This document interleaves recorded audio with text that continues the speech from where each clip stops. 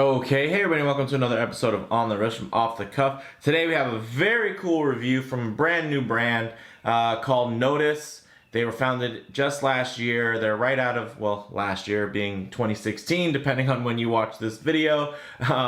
So they're right out of Long Beach in LA County, right here in California in the good old US of A. So basically the name Nodus is actually Latin for the word node, which is the intersection of two paths. So what they really want to get across as a brand is they're kind of that they're an intersection, right? Where quality meets affordability, where heritage kind of meets kind of more modern design aesthetic, and then where design meets functionality. So they really are about balance and kind of covering all the bases, and I think they're just doing a fantastic job with this first offering. I'm just extremely impressed, and I kind of almost rushed to get this video out because I just wanted to make sure that they got the press that they deserve, because I really think this is a really cool piece.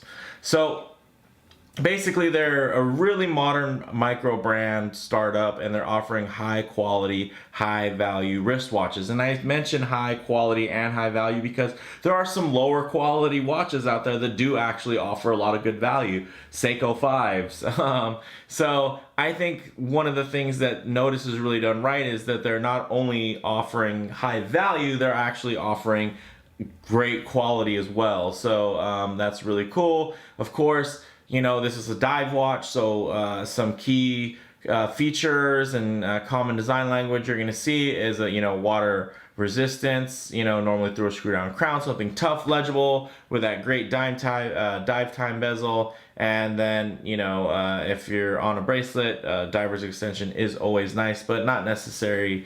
But definitely always cool to have, something to look out for.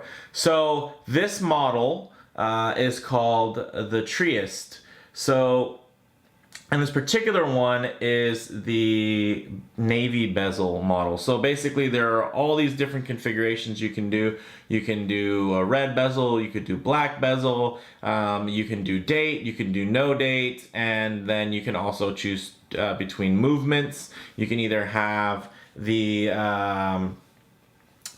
Swiss STP 111, or you can get the Japanese Seiko Instruments NH35A. Both very cool options, but it's really nice that you still can get the quality while also, if depending on how important the movement is to you, you definitely can save some money as well, which is really cool. So something else to mention is that I think some of the things that really make this particular model, and I think that really stand out for the brand, is, as you can see, I included the little card there. These are actually adjusted in 4 different positions right here in the States, which is really cool. So they are assembled and regulated in the US. Now, as far as where they get their parts from overseas, there's a lot of companies here right now, a lot of micro brands based out of the US that essentially just drop ship. They put in their orders all to very similar kind of the usual suspects when it comes to watch factories overseas and in Hong Kong and in China and everything.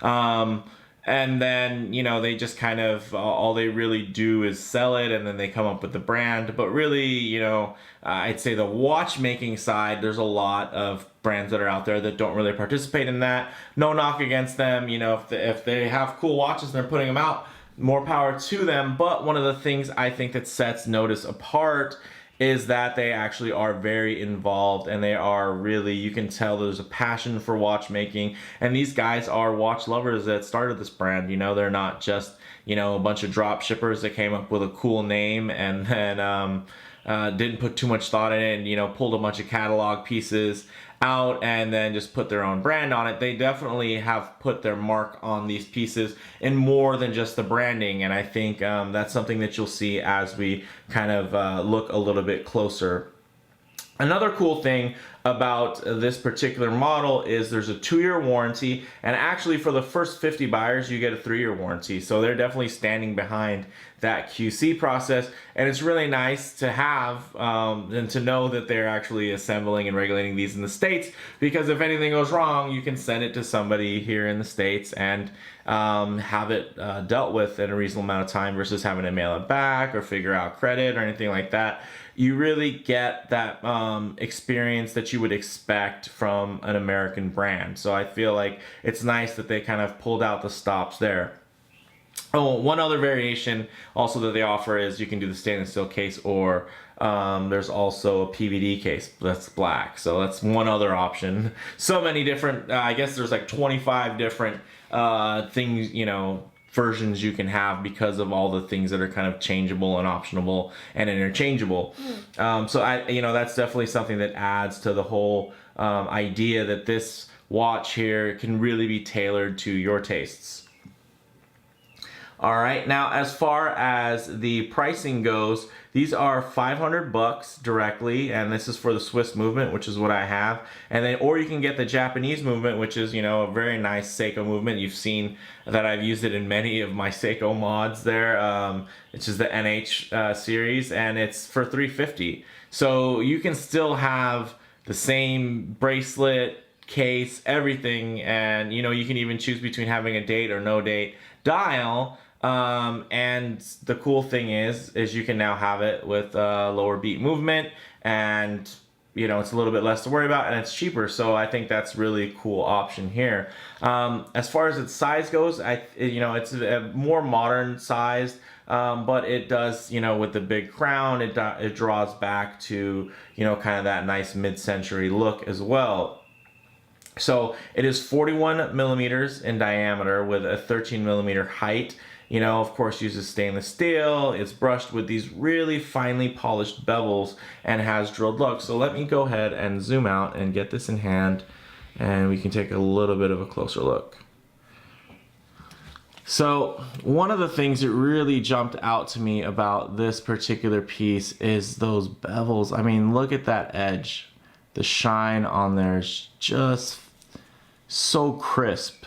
And I'd say if I could use one word to just describe this watch in general, it is just crisp, because everything is just so clean and finely executed. The dial, I mean, I've had really even expensive Swiss made watches where I can find, you know, little things, you know, every once in a while, a little piece of dust underneath the crystal, things like that. Just those little imperfections that you kind of find in the mid-tier range.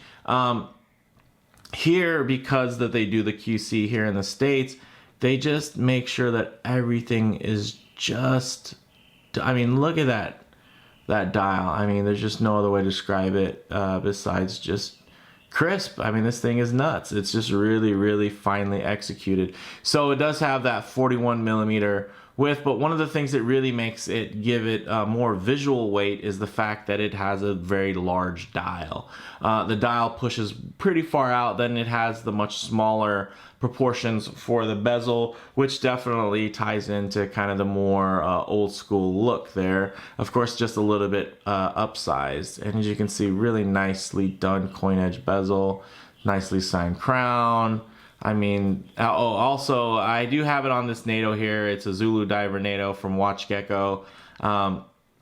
It's one of their premium kind of Swiss NATO models. I really do like it. I think the gray color that has a nice kind of blue tone to it that really ties in well without being too matchy. I think it does offer a really nice look. And then, of course, since the watch is a little bit more, you know, thicker, more robust, I think it ties in nicely to the kind of beefed up hardware here. So I will also be doing kind of a premium NATO showdown here in the future. So stay tuned for that. And then I can kind of compare and contrast some of the nicer NATOs you've seen me feature on the channel as well as on my Instagram account. So as you can see, also, it does have drilled lugs, which is really great and definitely something that kind of ties back to more of an old school theme there, but also extremely useful, which is great. I love drilled lugs because it just makes it easy to switch out straps. And this is definitely a strap monster. Now you might think, since this has a 41 millimeter width, that it would have 22 millimeter lugs or 21 millimeter. No, they actually went with the 20 millimeter lugs, which I think that is a really nice lug distance, especially with the way that the case tapers here.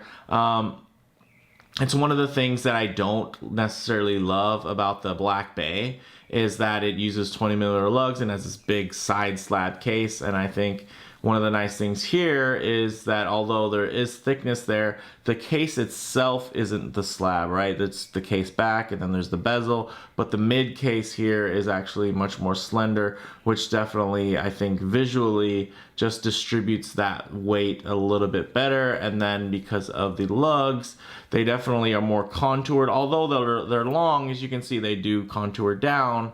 And they also contour in fairly well. This isn't something I would consider having really wide shouldered lugs. It definitely has that kind of big crown style from the 50s that are just so popular today. So the crystal is a really nice double dome sapphire with inner AR coating. As you can see, it's a nicer done AR coating where you're not going to see like a big old blue tone in it. It seems very crisp and very clear. And then if you haven't been able to tell already, this is actually a lumed sapphire bezel insert here, which is really nice because it gives off a nice glow. And then also, ooh, very nice 120 click there with that nice finely done coin edge bezel, a true coin edge, you know, not a bunch of gear teeth or anything like that. This really has the beautiful coin edge aesthetic, as you can hear. Really nice, you know, nothing crazy. You know, there's always a trade-off of kind of smoothness and notchiness. You know, you can have something that's really notchy and precise, but if it's not smooth, it's just not going to be enjoyable to turn. And this is, you know, this is kind of the original fidget toy for me, is a dive bezel. And I'll also probably review fidget spinners at some point for the channel. But back to the review. One of the nice things also is you have that really great sign screwed on crown, and it actually does line up really nicely to make sure that the logo is facing the right direction. Very cool. And if it wasn't facing the right direction, you know, it's not something that necessarily reads like it has to be a certain way, but I thought that was definitely a nice little touch of precision there that it lined up. So that's something that I do pretty much always look for. It's not a deal breaker for me, but it's definitely a nice little bonus when it does work out. So the STP 111 is basically an ETA 2824 clone that has an extended power reserve. It actually has a power reserve of 44 hours versus the standard 38. Now, STP basically, they're a company, they're owned by the Fossil Group, and you know, they produce Swiss-made movements with ETA kind of. And that, you know, although they're a little bit more available now, there was a time when ETA movements were starting to get very scarce and people were starting to panic, and there was definitely other companies that were more than ready to fill the void that was going to be left. One of the nice things about SCP movements is that, of course, you know, I feel like they're an improvement over the 2824. Because they are very finely decorated, you know, and then they have really nice accuracy wise. The variance out of the box is already pretty good.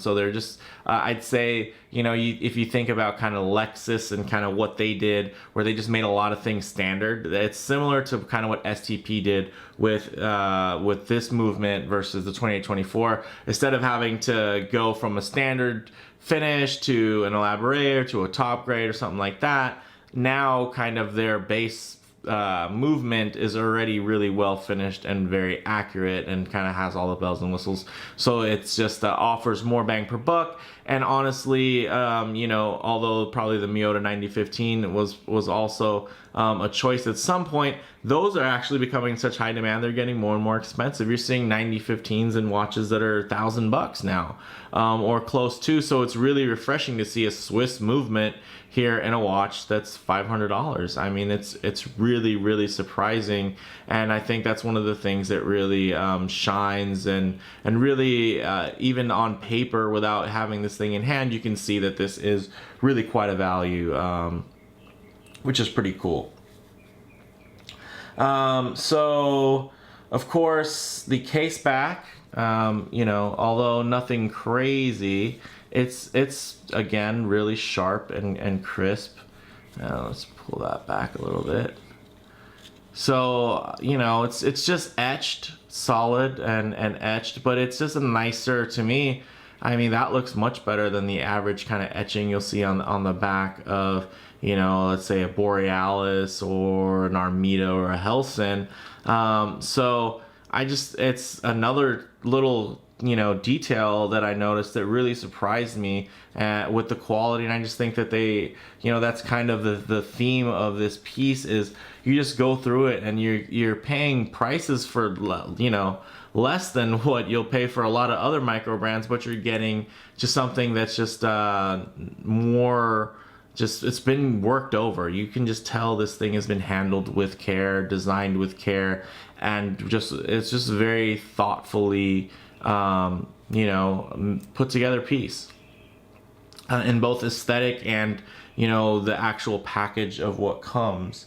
So as far as the dial goes, it's really nice matte black there, as you can see. It has applied indices. I mean, it just checks all the boxes. I chose the version with no date window. The date window normally would be in between the 4 and the 5 o'clock there, kind of an offset. If I could change one thing, it'd be nice if they had custom date disc that actually would make the, let's say, the number level versus having the number at an angle, that you'll see, you know, if you do a quick Google search. And that's kind of how a lot of brands execute it, just because it's a lot, one, it's cost effective, and two, it doesn't really matter that much. But I think visually, this thing has just got so many of those fine little details. I think that would be another really cool detail, is if they actually had the custom date disc that, you know, even though it would be there in between the 4 and the 5, it would actually be parallel to this writing here. So I think that would be really cool. And then let's go ahead and put this down. Let's take a look at the bracelet. The bracelet, you know, I think it's nothing crazy, you know, it's nothing special. It's very much an oyster style bracelet, and it, you know, solid end links, solid links, screw-in links, micro adjustment holes. You know, there's no diver's extension or anything crazy like that, but it does the job, and it definitely is very comparable to something you'd find, you know, on a Squall or Devosa, or, you know, just you know, it's definitely a solid, well executed piece. But as far as the clasp itself, it's all very basic kind of architecture, but still done to a nice quality. I think it does really shine though, because of the shape of the lugs and kind of, you know, how they contour. I think it really shines on a NATO. And then if you want to take a closer look here, really cool. You get the little card, tells you regulated in 4 positions. It tells you, you know, now I know, hey, if I want it to, you know, overnight, I probably want to store it crown up, because it's going to be +2 versus, you know, -5. So, or -3 crown down. So, you know, I think that's really cool. I've had very few watches that have been adjusted, and every time I do have one that is, it's just a pleasure. So I think it's nice that they took that extra. And then, you know, one of the nice things is, you got this, and it's still cheaper than a watch that comes completely unregulated with a Miyota movement, you know, in most cases. So I think that's just really cool and a great touch. And then let's see, also not to mention, I normally don't pull out boxes, but I mean, this is pretty darn cool.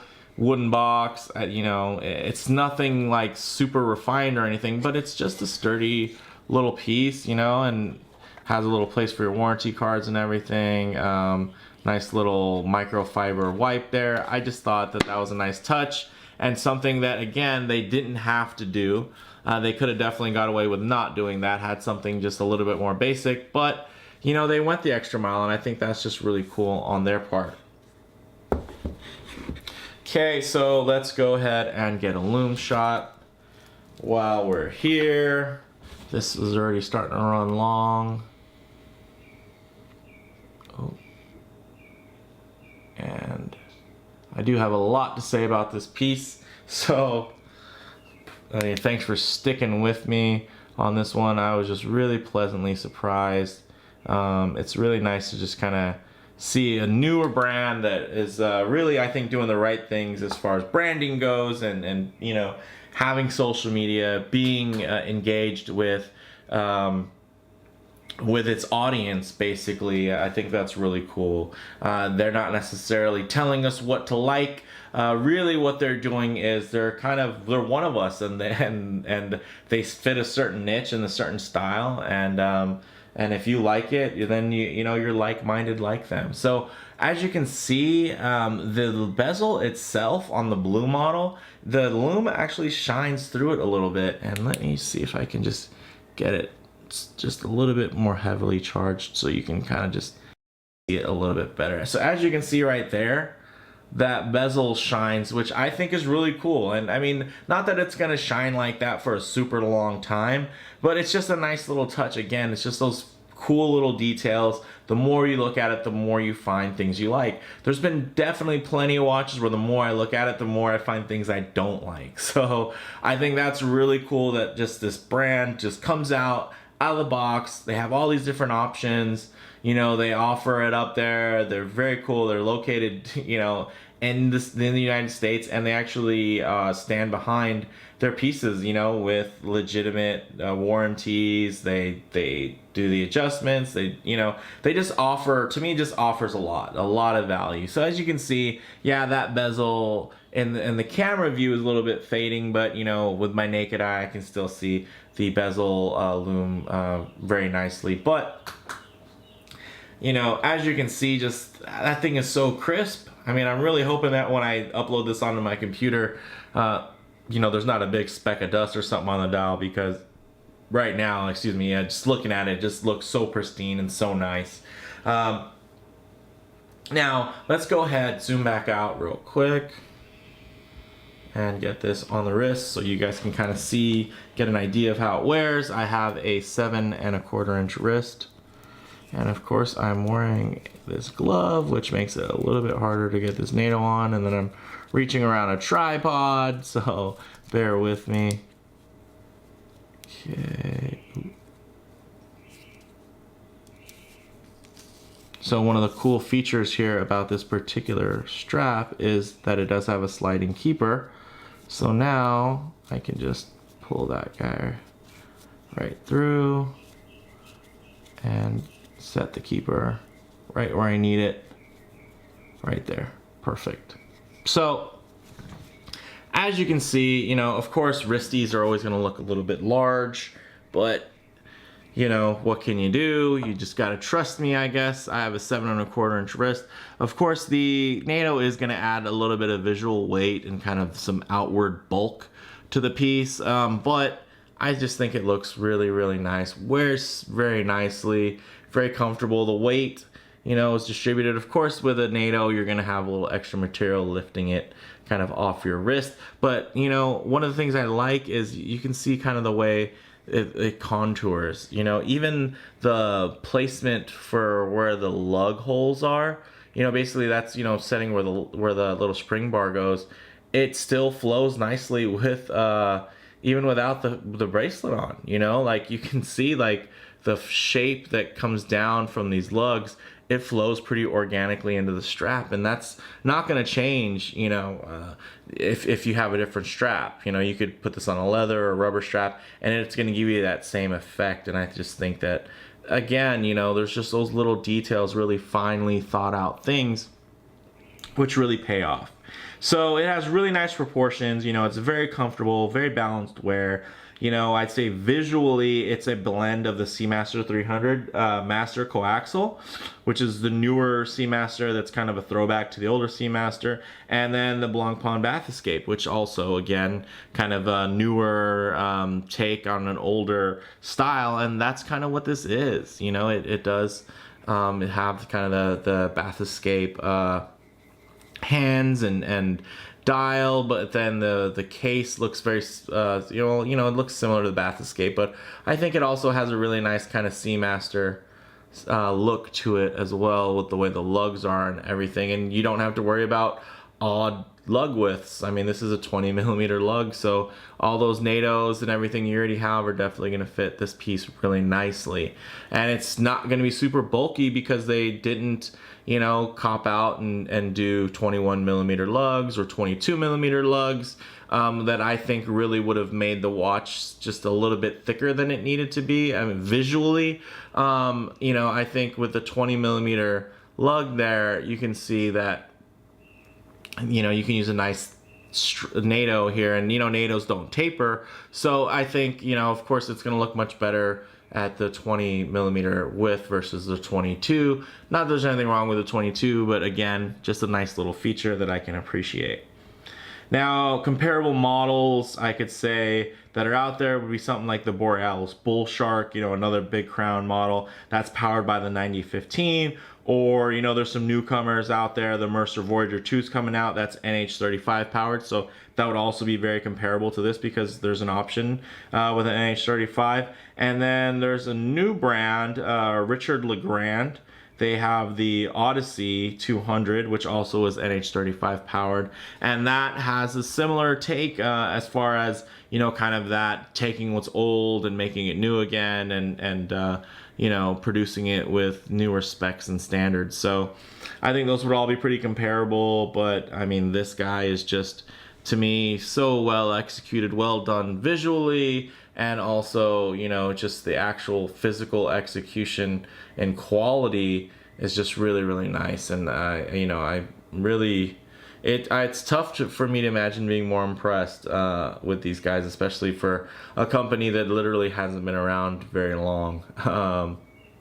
That kind of just came together, and they basically spent all their time to put out this piece, and I think they really hit a home run. So make sure to check this thing out if you do have a chance. You know, really the bottom line is, you know, attention to detail. That is kind of the tagline here. You know, the Trieste is, you know, in one word, again, it would be crisp. It's just so, that's exactly what it is. It's fresh. I mean, this thing is nice. It's really an impressive, you know, initial offering from a very cool brand. You know, that's not only, you know, not only do they have an eye for design, but also execution, which is really nice and refreshing to see. You know, from the fact that they're doing their own inspections to regulations to assembly, there's just a level of passion that this up and coming brand exudes in loads. I mean, it just has a lot to offer. So really cool piece, you know, I can't emphasize more. There's just like a cool story to it, you know, and it's not just a cool looking watch. I think it's really a nice little conversational piece, timepiece, conversational piece. You know, you can have your cake and eat it too with this one. Sorry this was so long, but let me know what you guys think in the comments below. If you liked the video, please do hit like. If you haven't already, do subscribe for more content just like this. Thanks, guys.